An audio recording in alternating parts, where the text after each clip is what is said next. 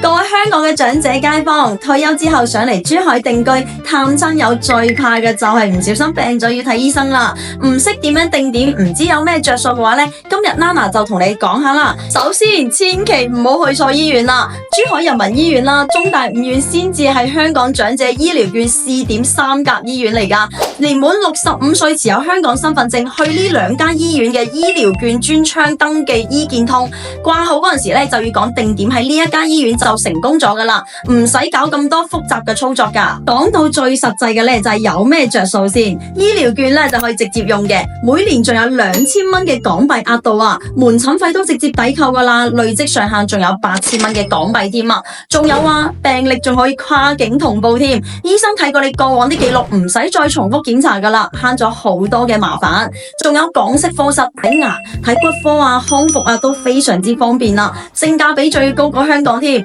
全程粵語服務，中英識別，唔使講普通話都冇問題噶，溝通冇障礙添。咁重點提醒就嚟咯，醫療券咧就唔適用於住院同埋買藥品噶，就診嗰陣時啊，一定要同醫生講用醫療券啦。大家仲有啲咩唔明啊、唔清楚嘅，可以喺評論區我逐個解答俾大家啦。